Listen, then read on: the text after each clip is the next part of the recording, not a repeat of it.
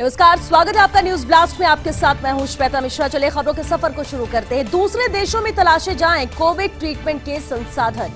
Corona के बढ़ते मामलों को देखते हुए सीएम गहलोत के ये दो टूक निर्देश हैं। चिकित्सा विभाग के अधिकारियों को दिए हैं दूसरे देशों में संभावनाएं तलाशने के निर्देश। ऑक्सीजन कॉन्सेंट्रेटर खरीदने के लिए चिकित्सा विभाग ने सीएम को प्रस्ताव भेजा था। राजस्थान से एक टीम को चाइना भेजने का प्रस्ताव था। मुख्यमंत्री गहलोत ने इस प्रस्ताव को लेकर निर्देश दिए। न सिर्फ चाइना बल्कि अन्य देशों में भी संसाधनों की तलाशी जाए संभावनाएं। तो ये दो टूक निर्देश यहां पर मुख्यमंत्री अशोक गहलोत ने दिया है। कोरोना के जिस तरह से मामले लगातार बढ़ रहे हैं, दूसरे देशों में तलाशे जाए कोविड ट्रीटमेंट के संसाधन। कोरोना के बढ़ते मामलों को देखते हुए ही सीएम अशोक गहलोत ने ये दो टूक निर्देश दिए। चिकित्सा विभाग के अधिकारियों को दूसरे देशों में संभावनाएं तलाशने के निर्देश दिए हैं। ऑक्सीजन कॉन्सेंट्रेटर खरीदने के लिए चिकित्सा विभाग ने सीएम को प्रस्ताव भेजा था। राजस्थान से एक टीम को चाइना भेजने का प्रस्ताव था। मुख्यमंत्री अशोक गहलोत ने इस प्रस्ताव को लेकर अहम निर्देश दिए। न सिर्फ चाइना बल्कि अन्य देशों में भी संसाधनों की तलाशी जाए संभावनाएं।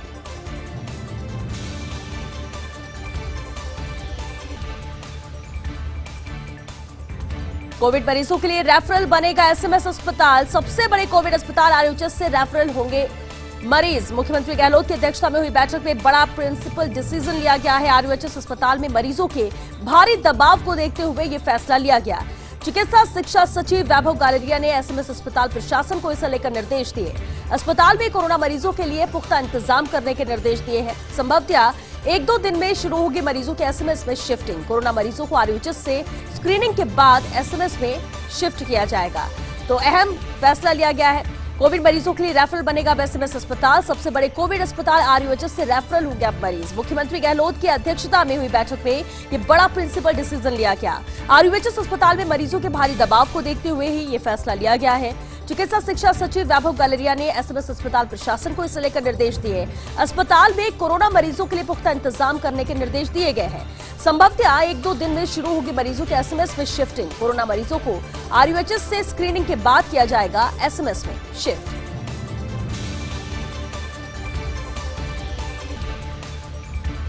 इंदिरा रसोई योजना में लोगों को राहत देने के लिए बड़ा बदलाव किया गया है। अब दानदाता रसोइयों से सीधे ले सकेंगे भोजन के पैकेट। इसके लिए दानदाताओं को संबंधित निकाय में बुक करानी होगी। एक दिन पहले 20 रुपए प्रति पैकेट के अनुसार उन्हें राशि देनी होगी और इसके बाद रसोई से सीधे भोजन के पैकेट वो दानदाता ले जा सकेंगे। तो इंदिरा रसोई योजना में लोगों को राहत देने के लिए ही ये बड़ा बदलाव यहाँ किया गया है। अब दानदाता रसोइयों से सीधे भोजन के पैकेट ले सकेंगे। इसके लिए दानदाताओं को संबंधित निकाय में बुक कराना होगा। एक दिन पहले 20 रुपए प्रति पैकेट के अनुसार उन्हें राशि देनी होगी और इसके बाद रसोई से सीधे भोजन के पैकेट दानदाता ले सकेंगे। प्रशासन गांव के संग अभियान स्थगित। कोरोना के कारण मुख्यमंत्री अशोक गहलोत ने यह अहम फैसला लिया है। गहलोत ने वित्त वर्ष 2021-22 के बजट में इसे लेकर घोषणा की थी। 1 मई से यह अभियान शुरू करने की घोषणा की गई थी। प्रदेश में कोरोना की दूसरी घातक लहर और संक्रमितों की लगातार बढ़ती संख्या को देखते हुए ही मुख्यमंत्री ने अभियान को स्थगित किया है। स्थिति सुधरने पर अभियान की नई तिथि को लेकर निर्णय किया जा सकेगा जब पूरी तरह से स्थिति सुधर जाएगी, सामान्य हो जाएगी। लेकिन फिलहाल ये फैसला लिया गया है। प्रशासन गांव के संग अभियान को स्थगित किया गया। कोरोना के कारण ही मुख्यमंत्री अशोक गहलोत ने यह अहम फैसला लिया है। गहलोत ने वित्त वर्ष 2021-22 के बजट में इसे लेकर घोषणा की थी। 1 मई से अभियान शुरू करने की घोषणा थी। प्रदेश में कोरोना की दूसरी घातक लहर और संक्रमितों की लगातार बढ़ती संख्या को देखते हुए मुख्यमंत्री ने इस अभियान को स्थगित कर दिया है। स्थिति सुधरने पर अभियान की नई तिथि को लेकर फिर से निर्णय किया जा सकेगा। खतरे की ओर बढ़ता राजस्थान। चिकित्सा मंत्री डॉक्टर रघु शर्मा ने इसे लेकर चिंता जताई है। कोरोना के बढ़ते मामलों को लेकर ये चिंता जताई है। चिकित्सा मंत्री ने कहा राजस्थान उन 5 राज्यों में शुमार है जहां कोरोना संक्रमण के सर्वाधिक हालात खराब चल रहे हैं। केंद्र सरकार को भी ऐसे हालात को ध्यान में रखना चाहिए। जब तक एक्टिव केस के हिसाब से संसाधनों का आवंटन नहीं होगा तब तक कोरोना के मरीजों को जरूरत के हिसाब से सुविधाएं भी नहीं मिल पाएंगी। और जिस तरह से लगातार आंकड़े बढ़ते नजर आ रहे हैं, खतरे की ओर बढ़ रहा है राजस्थान। चिकित्सा मंत्री डॉक्टर रघु शर्मा ने इसे लेकर चिंता भी जताई है। कोरोना के बढ़ते मामलों को लेकर उन्होंने चिंता जताई। चिकित्सा मंत्री ने कहा कि राजस्थान उन 5 राज्यों में अब शुमार हो चुका है जहां कोरोना संक्रमण के सर्वाधिक हालात खराब चल रहे हैं। केंद्र सरकार को भी ऐसे हालात को ध्यान में रखना चाहिए। जब तक एक्टिव केस के हिसाब से संसाधनों का आवंटन नहीं होगा तब तक कोरोना के मरीजों को जरूरत के हिसाब से सुविधाएं नहीं मिलेंगी। एक vaccine 3 rates high notice. Corona vaccine की अलग अलग कीमत के खिलाफ जनहित याचिका। केंद्र सरकार, राज्य सरकार, निजी अस्पतालों के लिए अलग अलग रेट यहां पर तय किए गए हैं। हाईकोर्ट ने केंद्र सरकार और राज्य सरकार से इसे लेकर जवाब मांगा है। सीरम इंस्टीट्यूट और भारत बायोटेक समेत अन्य से भी इसमें जवाब मांगा गया है। जस्टिस सबीना की खंडपीठ ने मुकेश शर्मा की जनहित याचिका पर अहम सुनवाई की। सीनियर एडवोकेट अभय भंडारी ने वैक्सीन की 3 रेट्स को यहां पर गलत बताया।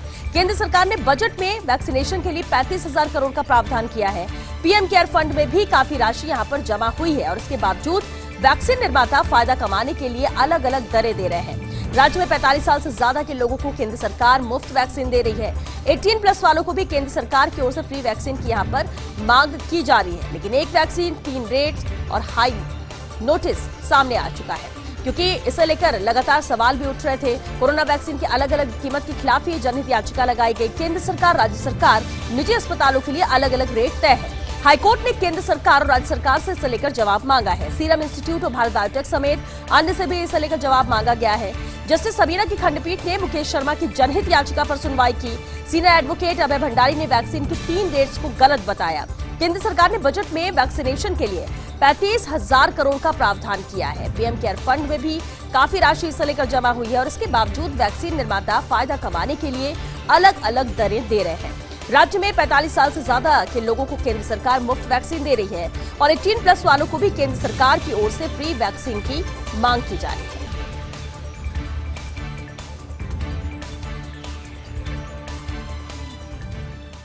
आज एक रिट याचिका मुकेश शर्मा बनाम union of India Rajasthan high court की खंडपीठ के समक्ष पेश की गई है, जिसमें माननीय जस्टिस सबीना और माननीय मनोज कुमार व्यास ने राज्य सरकार व केंद्र सरकार को नोटिस जारी किया है। याचिका में की तरफ से बहस की गई है कि कोवैक्सीन बनाने वाली कंपनियां मनमाने तरीके से कीमतें तय कर रही है और केंद्र सरकार जिसके पास पूरे पावर है कीमतों को रोकने के, वो अब कुछ भी नहीं कर रही है और अपने शक्तियों का प्रयोग करके वाजिब कीमतें नहीं दे रही है, जबकि ये कंपनियां करोड़ों रुपया का मुनाफा कमा रही है। इनकी लागत 150 रुपया पर डोज में भी ये मुनाफा कमा रही थी। अब इनकी कीमतें बढ़ा करके 400 और 1200 तक कर दी गई है, इसमें करोड़ों अरबों रुपए का इनको फायदा होगा।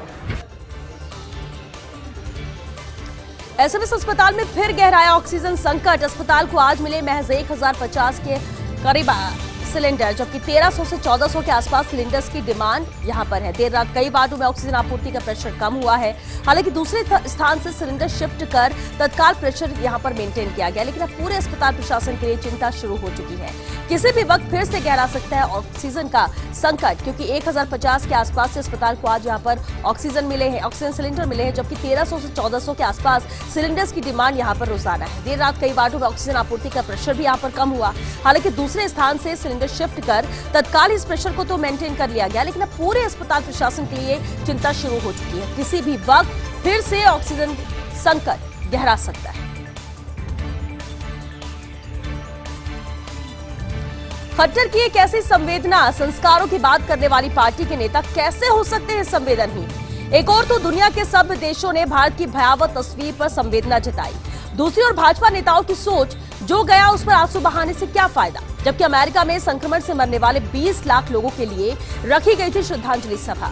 इधर हरियाणा के मुख्यमंत्री मनोहर लाल खट्टर की सोच ही अलग है। उनका कहना है मरने वाले तो मर गए, अब उनके आंकड़ों पर बहस करने से क्या फायदा। और ऐसे में सवाल उठता है कि आखिर ये कैसी सोच है, कैसी संवेदनहीनता है, खट्टर की कैसी संवेदना है, इस पर भी बहुत सवाल उठ रहे हैं। संस्कारों की बात करने वाली पार्टी के नेता आखिर ऐसे संवेदनहीन कैसे हो सकते हैं। एक और तो दुनिया के सभ्य देशों ने भारत की भयावह तस्वीर पर संवेदना जताई है, दूसरी ओर भाजपा नेताओं की सोच, जो गया उस पर आंसू बहाने से क्या फायदा। जबकि अमेरिका में संक्रमण से मरने वाले 20 लाख लोगों के लिए श्रद्धांजलि सभा रखी गई थी। और इधर हरियाणा के मुख्यमंत्री मनोहर लाल खट्टर की सोच देखिए, जो कहते हैं मरने वाले तो मर गए, अब उनके आंकड़ों पर बहस करने से क्या फायदा। भारत के लिए ग्लोबल टास्क फोर्स, देश में आउट ऑफ कंट्रोल हुआ है कोरोना संक्रमण और ऐसे में भारत की मदद के लिए आगे आया है अमेरिका। अमेरिका की 40 कंपनियों के सीईओज ने बनाई है एक टास्क फोर्स।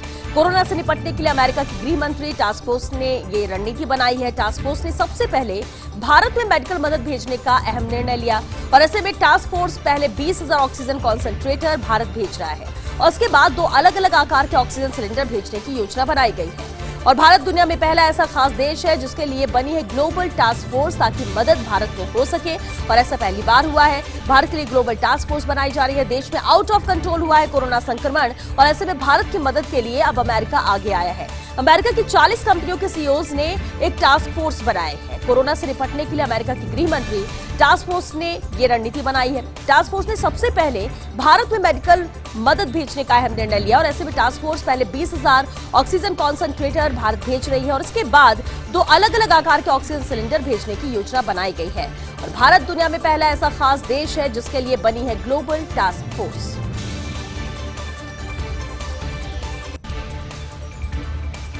इस बार केजरीवाल का दांव पड़ा उल्टा। कोविड-19 में जजों को सुविधा देने से जुड़ा यह निर्णय है।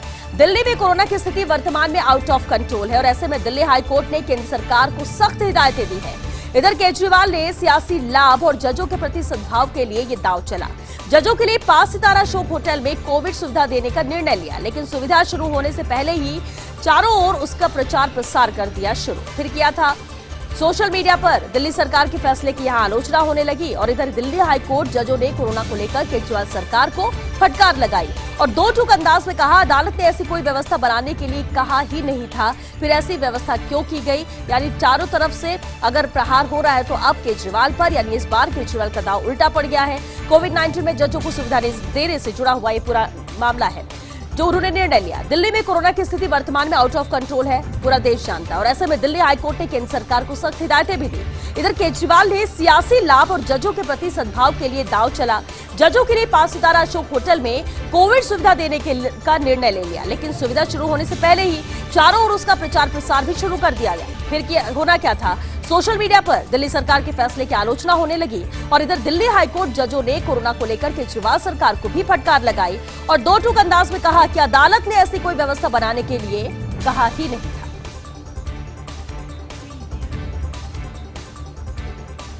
भारत में कोरोना की भयावह लहर। डब्ल्यूएचओ ने भारत में कोरोना के प्रकोप को लेकर कहा, भयावह लहर के लिए एक म्यूटेशन को जिम्मेदार ठहराना ठीक नहीं है।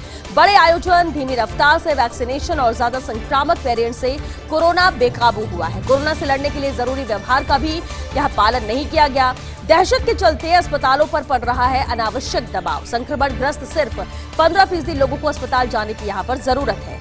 इनमें से भी बहुत कम लोगों को ऑक्सीजन की जरूरत होती है, लेकिन यही सूचना नहीं मिलने से लोग तेजी से भाग रहे हैं अस्पताल। 85% मामलों में घर पर ही हो सकता है कोरोना का इलाज, लेकिन लोग अस्पताल का रुख कर रहे हैं, और ऐसे में डब्ल्यूएचओ ने भी कहा है भारत में कोरोना की भयावह लहर है। डब्ल्यूएचओ ने भारत में कोरोना के प्रकोप को लेकर कहा कि भयावह लहर के लिए एक म्यूटेशन को जिम्मेदार ठहराना ठीक नहीं है। बड़े आयोजन, धीमी रफ्तार से वैक्सीनेशन और ज्यादा संक्रामक वेरिएंट से कोरोना बेकाबू हुआ। कोरोना से लड़ने के लिए जरूरी व्यवहार का भी यहां पालन नहीं किया गया। दहशत के चलते अस्पतालों पर अनावश्यक दबाव पड़ रहा है। संक्रमण ग्रस्त सिर्फ 15% लोगों को अस्पताल जाने की जरूरत है, और इनमें से भी बहुत कम लोगों को ऑक्सीजन की जरूरत होती है, लेकिन सही सूचना नहीं मिलने से लोग तेजी से अस्पताल भाग रहे हैं। करीब 85% मामलों में घर पर ही कोरोना का इलाज हो सकता है।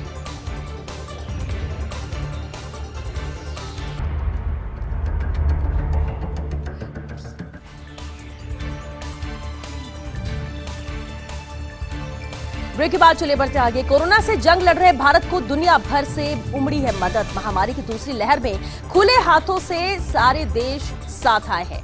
देशों ने घोषित किए हैं पैकेज, कुछ की मदद पहुंचने भी लगी है। America, Britain, Canada, New Zealand, France, Germany, Ireland, Portugal, Romania, Belgium, Australia सहित अन्य कई देशों ने मदद के लिए हाथ आगे बढ़ाए हैं। 27 सदस्यीय यूरोपीय संघ ने भी सक्रिय किया है नागरिक सुरक्षा तंत्र। तो कई देश है जो भारत के लिए साथ आ रहे हैं, सामने आ रहे हैं मदद के लिए। कोरोना से जंग लड़ रहे भारत को दुनिया भर से मदद मिल रही है, दुनिया भर से मदद की भीड़ उमड़ी है। महामारी की दूसरी लहर में खुले हाथों से साथ आए हैं सभी देश। देशों ने घोषित किए हैं पैकेज, कुछ की मदद अब भारत में पहुंचने भी लगी है। America, Britain, Canada, New Zealand, France, Germany, Ireland, Portugal, Romania, Belgium, Australia सहित अन्य कई ऐसे देश हैं जिन्होंने मदद के लिए हाथ आगे बढ़ाया है। 27 सदस्यीय यूरोपीय संघ ने भी नागरिक सुरक्षा तंत्र को सक्रिय किया है।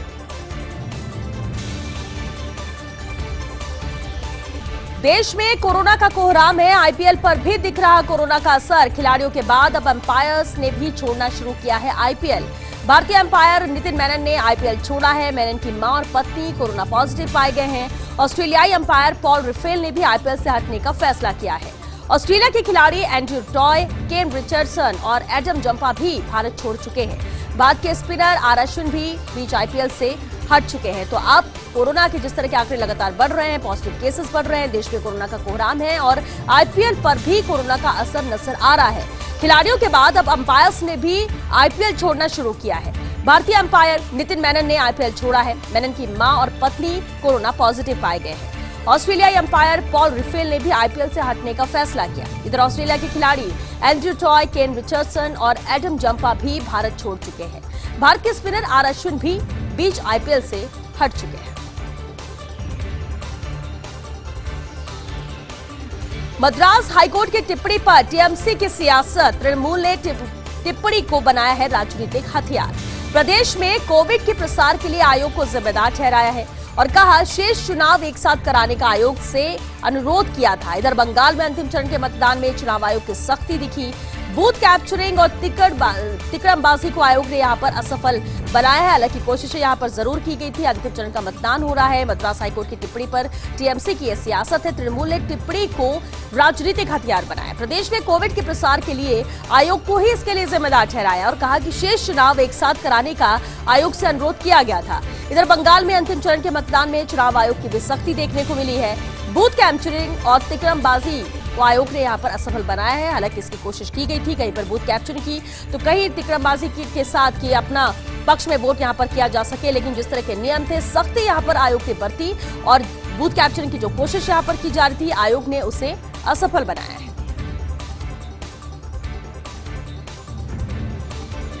कोरोना के कहर के बीच बेबस नजर आ रहे सांसद। कोरोना काल में सांसद निधि से मदद नहीं कर पा रहे हैं माननीय, क्योंकि केंद्र ने पिछले साल ही सांसद निधि पर रोक लगा दी थी।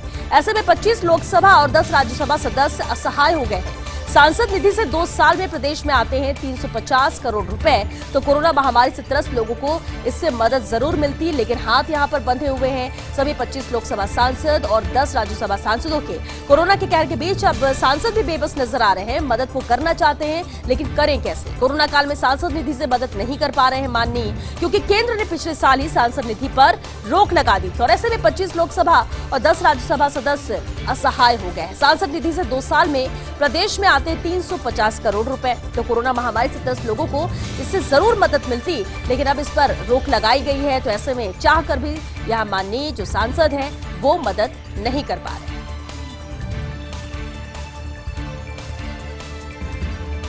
बात क्रिकेट के महाकुंभ आईपीएल 2021 की। चेन्नई की हैदराबाद पर 7 विकेट से सुपर जीत। हैदराबाद ने चेन्नई के सामने रखा था 172 रन का लक्ष्य। चेन्नई के ऋतुराज ने 72 और डुप्लेसिस ने 56 रन की पारी खेलकर मैच जिताया। 9 गेंद बाकी रहते चेन्नई ने यहां पर अपना लक्ष्य हासिल किया था। हैदराबाद के पांडे की 67 और वार्नर की 57 रन की पारी यहां काम नहीं आई और आज दोपहर 3:30 बजे दिल्ली में मुंबई बनाम राजस्थान का मुकाबला होना है और शाम 7:30 बजे से दिल्ली और कोलकाता अहमदाबाद में भिड़ेगी। तो 2 अहम मैच आईपीएल के आज होने वाले हैं। लेकिन अगर कल के मैच की बात करें, चेन्नई के हैदराबाद पर 7 विकेट से सुपर जीत हुई है। हैदराबाद ने चेन्नई के सामने 172 रन का बड़ा लक्ष्य रखा। चेन्नई के ऋतुराज ने 72 और डुप्लेसिस ने 56 रन की पारी खेलकर ये मैच जिताया है। 9 गेंद बाकी रहते चेन्नई ने हासिल किया अपना लक्ष्य। हैदराबाद के पांडे की 67, वार्नर की 57 रन की पारी अच्छी रही, लेकिन ये पारी भी यहां पर काम नहीं आ सकी। आज के मैच की बात करें तो दोपहर 3:30 बजे दिल्ली में मुंबई बनाम राजस्थान का मुकाबला होना है। तो दूसरी तरफ शाम 7:30 बजे दूसरा मैच है जो दिल्ली और कोलकाता के बीच अहमदाबाद में होगा। अमरिंदर और सिद्धू के रिश्तों में कड़वाहट बरकरार। तमाम प्रयासों के बावजूद नवजोत सिद्धू का पंजाब में पुनर्वास नहीं होने दिया। सिद्धू को ना तो उप मुख्यमंत्री बनाकर राजी, ना ही प्रदेशाध्यक्ष, और इतना ही नहीं, सिद्धू के सोशल मीडिया पोस्ट को आधार बनाकर चाहते हैं अनुशासनात्मक कार्रवाई।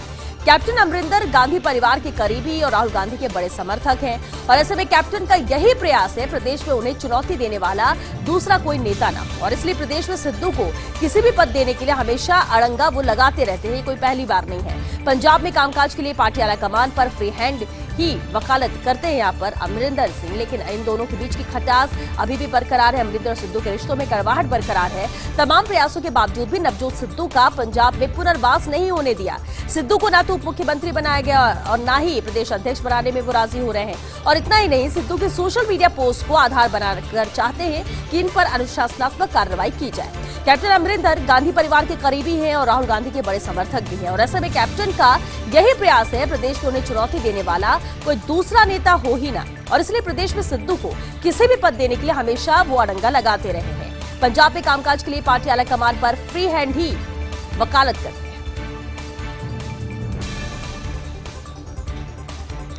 ब्यूरोक्रेसी के लिए बड़ी खबर है। राजस्थान कैडर के 2004 बैच के आईएएस रवि जैन का एम्पैनलमेंट हुआ है। केंद्र में संयुक्त सचिव व समकक्ष पद के लिए एम्पैनलमेंट हुआ है। इसी बीच आईएएस रवि कुमार सुरपुर का भी एम्पैनलमेंट हुआ है। केंद्र में संयुक्त सचिव या समकक्ष पदों के लिए एम्पैनलमेंट हुआ है उनका।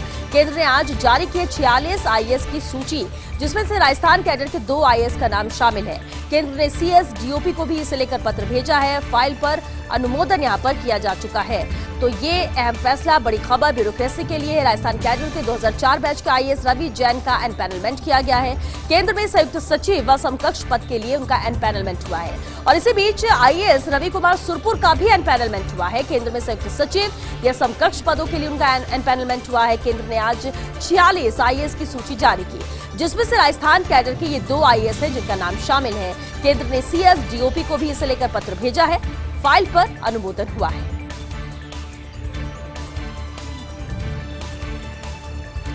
पूरे देश में गत 2 दिन से गर्मी बढ़ी है। अधिकांश मैदानी इलाकों में पारा चला गया है 40 डिग्री के पार। प्रदेश के करीब आधे जिलों में पारा 40 डिग्री पार पहुंचा है। अगले 2 दिन भी यही सिलसिला जारी रहेगा। दक्षिण राजस्थान और गुजरात में 1-2 स्थानों पर लू भी चल सकती है, लेकिन अरब सागर से नमी मिलना शुरू होगी और इससे राजस्थान के कुछ हिस्सों में बारिश के भी आसार यहां पर बने हुए। प्रदेश में 30 अप्रैल से बारिश और धूल भरी आंधी बढ़ेगी। 2 से 6 मई तक प्रदेश के कई हिस्सों में प्री मानसून भी यहां पर नजर आएगा। प्री मानसून की बारिश की बौछार भी महसूस यहां पर कर सकेंगे। तो पूरे देश में गत 2 दिन से गर्मी बढ़ी है। अधिकांश मैदानी इलाकों में भी पारा 40 डिग्री के पार पहुंच चुका है। प्रदेश के करीब आधे जिलों में 40 डिग्री के पार पारा है और अगले 2 दिन की बात करें तो 2 दिन भी यही सिलसिला जारी रहेगा। टेम्परेचर बहुत ज्यादा रहेगा। दक्षिण राजस्थान और गुजरात में 1-2 स्थानों पर हालांकि लू भी चल सकती है, लेकिन अरब सागर से नमी मिलना भी शुरू होगी। इससे राजस्थान के कुछ हिस्सों में बारिश के आसार रहेंगे। प्रदेश में 30 अप्रैल से बारिश और धूल भरी आंधी बढ़ेगी। 2 से 6 मई तक प्रदेश के कई हिस्सों में प्री मानसून बारिश की बौछार।